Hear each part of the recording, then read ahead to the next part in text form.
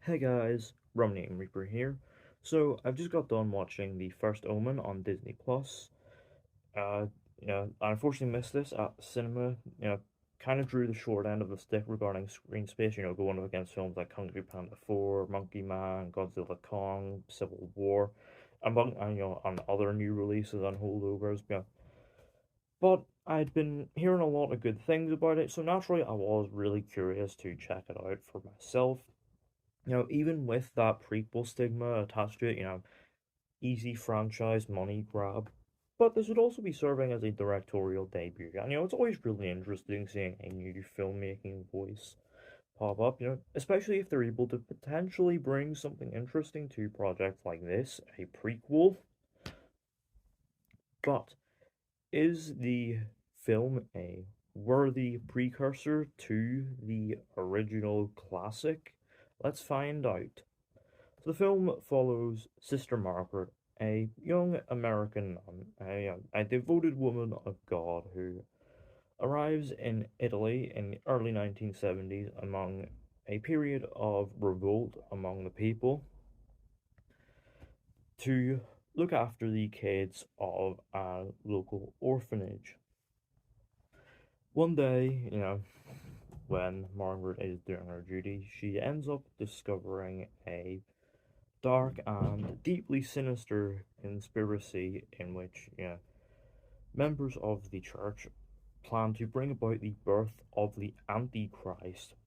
And so, in a race against time, Margaret sets out to uncover the truth. So, of course, this was very nearly a straight-to-streaming film. Of course, the strikes happened, so Disney were just, scrounging around the cupboards for literally anything they could put out in cinemas. So, of course, there's this, Alien Romulus, Young Woman on the Sea, and they were even able to cobble together a Moana sequel out of, like, a few episodes of a scrap TV show. Like, they were really looking for anything they could get out in cinemas to, to potentially rake in a bit of money. And, you know, I gotta say, they made the right decision putting this in cinemas. This was a really, really good film, an incredibly interesting piece of horror filmmaking. Like, I'm actually kicking myself I didn't get to see this at the cinema because, like, this would have been a really interesting one to experience with a crowd. I mean, for one, in terms of the story and messages it is trying to tell, it is, an incredibly interesting and quite thoughtful film. It's exploring the Catholic Church struggling to find its place among an ever-changing world and, the dark underbelly of the church and the extremes they're willing to go to keep the faith alive. It's an incredibly interesting thematic exploration and, makes for some really gripping storytelling as, we get deeper and deeper into the truth of what's going on. And there are also some very good and well placed scares, some really effective, unsettling images, and some kind of effective jump scares. Obviously, I wasn't massively like scared or anything, but it did do a good job of filling me with a real sense of unease. It's incredibly strong piece of horror overall. Now, obviously, the film is a slow burn approach to the horrors on screen. It's a film that really takes its time and really builds up the central mystery and the disturbing truth at the heart of it.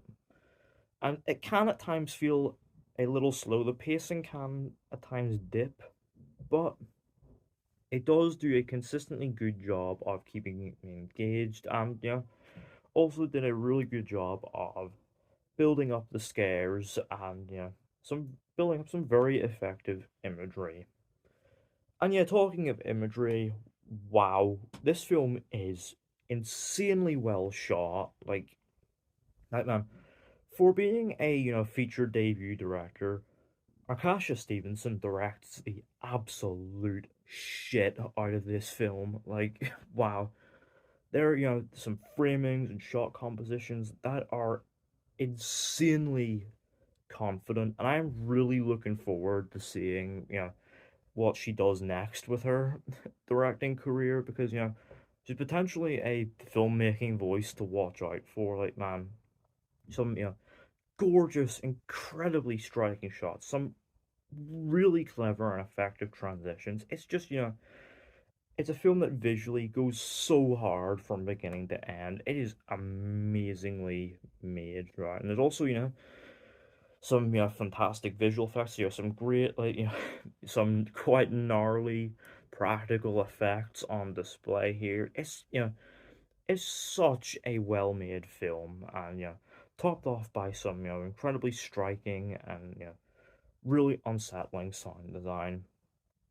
You know, from a filmmaking perspective, this film is damn near perfect. And of course, it is all sold by a great set of performances. Nell Tiger Free does a great job as Margaret. She's obviously, yes, very devoted to the church, but also sort of battling her own struggles mentally, which, slowly begin to reemerge as, she unearths these dark truths. It's a fantastic performance, and one that, that really gets to shine towards the end with, some really, incredibly mesmerizing, like, pieces of acting. It's just so good.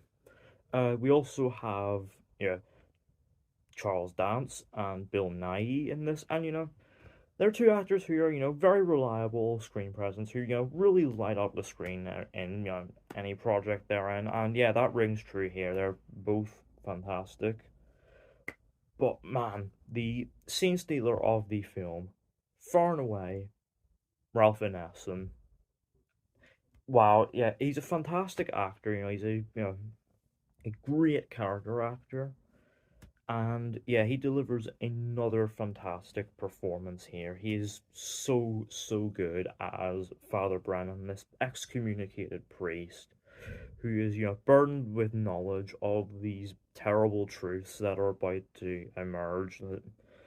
So good, yeah. I'm really, really looking forward to seeing what he brings as Galactus in the MCU. Just his perfect casting all around.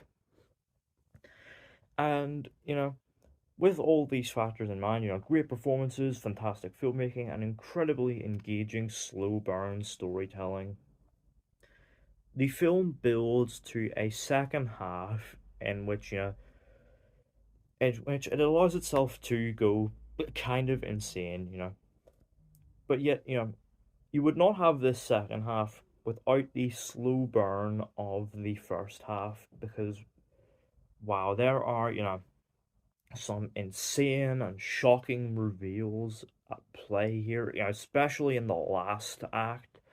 Some real shocking twists, sold by some even more insane imagery. It is just a striking and incredibly thrilling end to, a film which, really takes its time and really earns that insanity. Yeah, so, so good.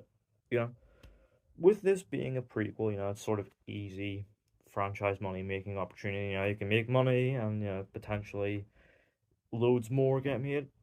Honestly, I would actually be down for more of these because, man, I know it ends in such a way that, it directly sets up the original Omen.